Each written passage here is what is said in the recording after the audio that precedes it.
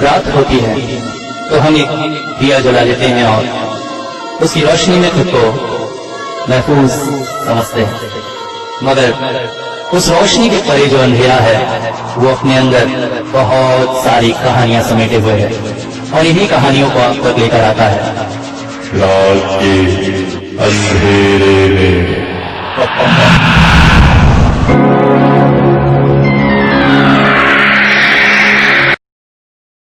College से लौटकर बस बैठा ही था, मन कर रहा था थोड़ी देर सो जाऊं कि तभी पापा की मोबाइल में रिंग बजने लगा। सोचा पापा उठाएंगे, मगर काफी देर रिंग बजने के बाद भी जब उन्होंने नहीं उठाया तो मुझे परेशान होकर फोन उठाने के लिए नीचे जाना पड़ा। पापा भी ना मोबाइल रख लिए हैं मगर कभी मोबाइल अपने साथ नहीं रखेंगे, पता नहीं कहाँ है। मगर मोबाइल के पास पहुंचते पहुंचते वो बंद हो गया। पापा हैं कहाँ? मोबाइल उठाकर देखा तो 4 मिस कॉल ऑलरेडी थे। सुशांत चाचा, ये मेरे पापा के दोस्त हैं। आज मौसम जैसा है ऐसे में पापा लोग की महफिल बनती है यही पास में चाय की दुकान में। कुल्हड़ की चाय और हजारों तरह की गपशप, उसीलिए बुला रहे होंगे। मगर पापा गए कहाँ मोबाइल यहां रखकर? आसपास देखा, वॉशरूम में देखा तो पापा कहीं नहीं थे। अचानक मोबाइल फिर बज उठा। अब मुझे रिसीव करना ही था। हेलो सुशांत चाचा, पापा कहीं निकले हैं लगता है, मोबाइल घर में छोड़ दिए हैं। उधर से सुशांत चाचा की आवाज आई, बेटा अर्जुन नहीं रहा, बेटा अर्जुन नहीं रहा। मैं सुनकर आश्चर्यचकित हो गया। अर्जुन नहीं रहा? कहाँ गया? अर्जुन सुशांत चाचा का बेटा और मेरा बचपन का दोस्त, हम दोनों काफी क्लोज फ्रेंड हैं। तभी अचानक पापा की आवाज उधर से आई, और को अर्जुन की मौत हो गई है। आज घर लौटते ही रोड का एक्सीडेंट हो गया उसका, बहुत तेज। हम लोग उसे लेकर शमशान की ओर जा रहे हैं, तो सीधा वहीं पहुंच जा। और हाँ सुन, अगरबत्ती साथ में लेते आना, हमारे पास नहीं है। मैंने कहा ठीक है, मैं पहुंच रहा हूं। पहली तो खबर ऐसी थी कि मेरे लिए विश्वास कर पाना मुश्किल था। ये बात सही है कि अर्जुन बहुत बुरी तरह से बाइक चलाता था, बहुत तेज। मैंने उसे कई बार टोका भी था। अगर उसके साथ ऐसा हुआ है तो कोई अजीब बात नहीं, मगर अचानक अपने बचपन के दोस्त को खोना, मैं कुछ समझ नहीं पा रहा था। फोन काटने वाला था कि अचानक पापा का आवाज फिर से सुनाई दिया, सुन सुन सुन, जी तू बाइक से नहीं आएगा, ऑटो कर लेना, समझा? मुझे कुछ ठीक नहीं लग रहा है। पापा की दिमागी हालत मैं समझ सकता हूं, मगर मुझे बाइक से आने से रोकना। वैसे शमशान की तरफ मैं कभी गया नहीं हूं। अपने इस उम्र तक पहुंचते हुए आज कभी भी मौका नहीं लगा है किसी अर्थी के साथ जाने के लिए। ये मेरा पहला बार है। घर से निकलकर पैदल ऑटो स्टैंड तक पहुंचा, मगर आज एक भी ऑटो वहां नहीं था। अजीब बात, काफी देर तक मैं वहां खड़ा रहा, मगर ऑटो आने का नाम ही नहीं। मन कर रहा था घर जाकर बाइक उठाऊं और निकल जाऊं। पापा भी ना बाइक से आने के लिए क्यों मना किए हैं। तभी एक ऑटो आता दिखाई दिया, हाथ दिखाकर उसे रोका। कहां जाएंगे? शमशान की ओर जाना था। उधर इस टाइम? उधर जाने से फिर लौटते में सवारी नहीं मिलता। नहीं नहीं नहीं, मैं नहीं जाऊंगा। अरे भैया चलो तो। काफी मान मुनव्वल किया उससे, टूना किराया देने की बात की, मगर वो किसी भी तरह से नहीं माना। गुस्सा कर मैंने बोला, हाँ जाओ जहां जा रहे हो, फालतू घूमोगे मगर काम नहीं करोगे। अभी खड़ा ही था कि अचानक पापा का फिर से कॉल आ गया। हाँ पापा, क्या हुआ, निकले? अरे पापा एक भी ऑटो नहीं मिल रहा है, क्या करूं? तू बड़ा अजीब है? थोड़ी दूर चल के बस स्टैंड तक जा, वहां से बस पकड़ के जल्दी पहुंच। जी। अचानक घड़ी देखा तो 7 बज रहे थे। ओहो, मैं 1 घंटे से इस जगह खड़ा हुआ हूं। बात तो सही है पापा के गुस्सा होने की, मगर कहने को तो उन्होंने कह दिया कि बस स्टैंड तक जा, मगर यहां से बस स्टैंड बाइक में ही कम से कम 5 मिनट लगते हैं, पैदल जाने में। अब कुछ भी सोचे पापा, मैं तो बाइक में ही जा रहा हूं। वापस घर लौटकर मैंने बाइक स्टार्ट की और शमशान की तरफ निकल पड़ा। शहर से काफी बाहर पे हमारे यहाँ का शमशान है। इस तरफ मैंने जैसे कहा कभी आया नहीं था। जैसे ही बाइक शहर से बाहर निकली, वहां का वातावरण में देखकर मैं चौंक गया। इतने बड़े शहर में ऐसी जगह भी हो सकती है? पिछले 2 से 3 मिनट में मुझे यहाँ पे एक भी इंसानी सूरत नहीं दिखाई दी। ओफ, ऐसा सुनसान जगह तो आज तक मेरा आना नहीं हुआ था। तभी बाइक की तरफ मेरा ध्यान गया। अरे री री री री, जल्दी जल्दी में मैं तो पेट्रोल डलाना ही भूल गया। पेट्रोल का कांटा अब धीरे धीरे एम्प्टी की ओर जा रहा था। उफ, अगर इस सुनसान जगह में बाइक बंद हो गई तो मेरी तो वाट लग जाएगी। जल्दी गाड़ी भगाना चाहिए। मैंने गाड़ी को काफी स्पीड दे दी। गाड़ी तेज स्पीड में चली जा रही थी। मैं किसी तरह से शमशान पहुंच जाना चाहता था, मगर इस बीच 3 बार पापा का कॉल आ चुका था। मैंने रिसीव नहीं किया, बस गाड़ी भगाता रहा। तभी थोड़ी दूरी पर एक अर्थी जाती हुई दिखाई दी।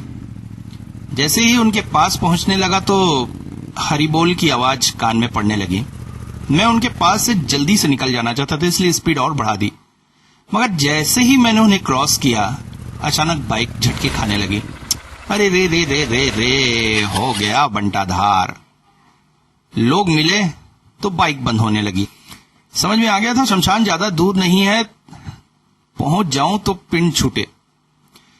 फिर उतरकर मैंने बाइक को हिला डुला कर फूंक मारकर किसी भी तरह से स्टार्ट करने की कोशिश की, मगर बाइक स्टार्ट नहीं हो रही थी। ओफ, एक और मुसीबत सिर पर। तभी अचानक एक आवाज ने मेरा ध्यान तोड़ा। क्या हुआ भैया, गाड़ी बंद हो गई क्या? मैंने चौंक कर मुड़कर देखा। मेरी उम्र से 3-4 साल बड़ा एक लड़का पास ही में खड़ा था। जी, पेट्रोल नहीं थी, लगता पेट्रोल खत्म हो गई। मैं देख सकता हूं क्या? देखिए ना। उसने थोड़ी देर गाड़ी को कुछ कुछ किया, उसके बाद बोले जरा स्टार्ट करो। गाड़ी स्टार्ट हो गई। मैं खुश हो गया, अरे वाह। मगर इस बीच एक परेशानी बढ़ गई थी। पिछले कुछ महीनों से मुझे सिगरेट पीने की एक बड़ी बुरी लत है। खुशी हो या टेंशन, सिगरेट मिले तो बात ही अलग होती है। आते हुए अगरबत्ती लेना मैं भूल गया था। बड़ी मुश्किल से इधर एक दुकान दिखी। दुकान वाले से जाकर बोला, एक अगरबत्ती का पैकेट और एक सिगरेट। दुकानदार अगरबत्ती देकर बोला, ये आखिरी अगरबत्ती तुम्हारे लिए ही बची थी, लो। आप आखिरी अगरबत्ती? हाँ, ये बिक जाए तो मैं दुकान बंद करूं, बस यही इंतजार कर रहा था। कहकर अचानक वो दुकान से उतरने लगा। मैंने कहा, अरे अरे सिगरेट तो दीजिए, मगर उसने कोई जवाब ना दिया और अपना वो छोटा सा झोपड़ा नुमा दुकान बंद करने लगा। मुझे बड़ा गुस्सा आया। मैंने उससे कहा, कितने पैसे हुए? वो कुछ ना बोला। मैंने 20 रुपए निकालकर उसे दे दिए।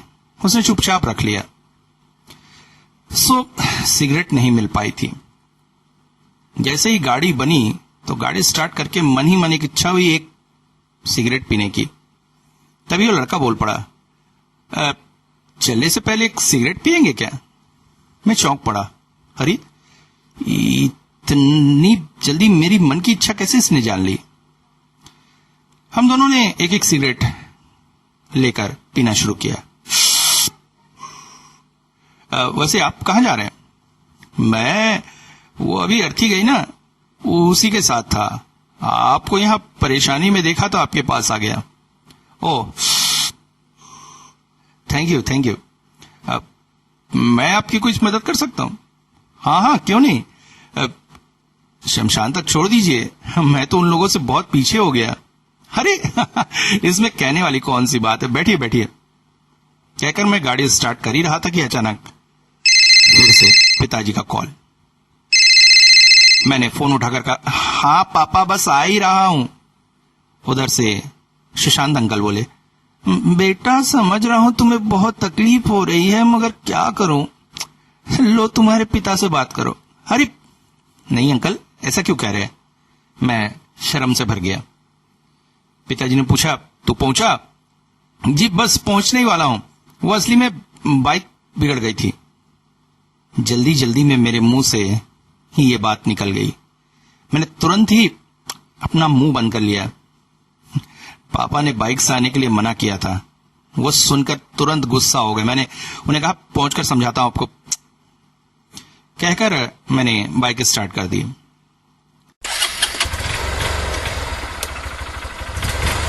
वो लड़का चुपचाप मेरे पीछे बैठा था, मगर कोई साथ हो और बात ना हो मजा नहीं आता है। इसलिए मैंने उससे पूछा, आप कहाँ रहते हैं, आपका नाम क्या है? मगर उसने कोई जवाब न दिया। मेरा मन भी चिढ़ गया। बात कर रहा हूं, बात नहीं करता है, चल ठीक है चुपचाप ही चलेंगे। मगर थोड़ी दूर जाने के बाद अचानक वो खुद ही बोल पड़ा, एक बात कहूं, ये बाइक बहुत बुरी चीज है, मैं तो बिल्कुल नहीं चलाता हूं। हाँ, वो इंटरनेट वगैरह देखकर थोड़ा बहुत रिपेयरिंग सीख कर रखा है, इसलिए आपकी मदद की है ना। मैंने कहा, नहीं ऐसी कोई बात नहीं है, धीरे आराम से चलाओ तो ठीक है, मगर तेज चलाओ तो गड़बड़ी हो सकती है। हम देखिए ना, अभी शमशान भी उसी नाम से जा रहा हूं। मेरा एक दोस्त है, बहुत तेज बाइक चलाता था, आज एक्सीडेंट में मारा गया। अब सही कह रहे आप, मगर बाइक के साथ मुश्किल यह है कि जो तेज चला रहा है वो तो मरता ही है। कोई व्यक्ति अगर रोड से चलकर जा रहा है तो उसे भी ले मरता है। मतलब अब हम लोग जिस अर्थी के साथ आए हैं, वो लड़का अपनी माँ का इकलौता बेटा है, बाप नहीं है। ट्यूशन पढ़ने जा रहा था, एक तेज बाइक चलाने वाले ने उसे धक्का मार दिया। सुनने में बाइक चलाने वाला भी मर गया और लड़का भी मर गया। मैं सुनकर आश्चर्यचकित हो गया। ओहो। तभी हम शमशान तक पहुंच गए। मैंने एक किनारे गाड़ी लगाई और अपने लोगों को ढूंढने लगा। वो लड़का मेरे बाइक के पास ही खड़ा एक सजाई जा रही चिता की ओर एकटक देख रहा था। मैंने बोला, मैं अपने लोगों को ढूंढ के आता हूं, मगर उसने कोई प्रतिक्रिया नहीं दी, बस एकटक चिता की ओर देखता रहा। मुझे वैसे ही उसका व्यवहार बड़ा अजीब लग रहा था। मैं दौड़कर पिताजी के पास पहुंचा। अंकल मेरे गले लिपट कर रोने लगे। मुझे समझ में नहीं आया कि इन शब्दों से उन्हें सांत्वना दूं। अर्जुन की चिता सजाई जा रही थी। इस वक्त शमशान में 2 ही चिताएं सज रही थी। सब लोग अपने काम में व्यस्त थे। मेरे लिए वैसे भी ये पहला अनुभव था, मुझे कुछ करने के लिए नहीं था। इधर उधर टहलता रहा। तभी मन किया एक सिगरेट पिया जाए। ढूंढा तो वो लड़का मेरी बाइक के पास वैसे ही खड़ा था। मैं उसके पास चला गया। जाते जाते अचानक 2 व्यक्तियों की बातें सुनाई दी। खुद तो मरा, दूसरे को भी मार के मरा। ऐसे लोगों को तो मरकर भी चैन नहीं आना चाहिए। मैं चौंक पड़ा। वो दोनों अर्जुन की चिता की तरफ देखकर ही बात कर रहे थे। मुझे बहुत बुरा लगा। मैं उनके पास जाकर बोला, क्यों भाई, आप लोग ऐसा क्यों बोल रहे हैं? तो और क्या बोले? ये तुम इसी के साथ आए हो ना? यही तो है, तेज बाइक चलाते हुए इस बेचारे लड़के को टक्कर मार दी। बेचारा चुपचाप अपने ट्यूशन पढ़ने जा रहा था। मां का इकलौता सहारा, पिता तो पहले ही मर चुके थे। तुम्हारे दोस्त की वजह से ही इसकी मौत हुई है। सुनकर मैं शर्मिंदा हुआ। मन भारी हो गया था। अब तो सिगरेट बहुत जरूरी थी। मैं उस लड़की के पास जाकर बोला, सिगरेट है क्या और आपके पास? उसने एक टक चिता की ओर देखते हुए मेरी ओर सिगरेट बढ़ा दी। अचानक मुर्दा जलने की गंध से पूरा शमशान भरने लगा। मुझे उल्टी सी आ गई। मैंने नाक में रुमाल ढक लिया, मगर तभी शमशान की धीमी रोशनी में मैंने उस लड़की के हाथ में जलने के दाग देखे। मैंने उससे पूछा, अरे आपके हाथ में ये जलने का दाग कैसा है? वो बोला, हाँ, अरे हाँ, अभी तक तो ये दाग नहीं था ना। फिर मुर्दा जलने की गंध मेरे पास बहुत तेज होने लगी। ऐसा लगा जैसे मेरे पास ही कुछ जल रहा है, मगर चिता से तो मैं काफी दूर खड़ा था। अचानक उस लड़के के शरीर से वो गंध आने लगी। मैं चौंक कर बोला, आपके शरीर से गंध कैसी? उसने बिना कुछ कहे उंगली सामने वाली चिता की ओर दिखा दी। उस चिता में तेज आग की लपटें निकल रही थी। मैं देखकर चौंक पड़ा। उन लपटों के साथ साथ उस लड़के के शरीर पर भी जलने के दाग बढ़ते चले जा रहे थे और धीरे धीरे वो लड़का कंकाल में परिवर्तित होने लगा और इसके साथ ही शमशान में गूंज उठी एक औरत की करुण क्रंदन की आवाज, जो शायद उस लड़के की मां थी।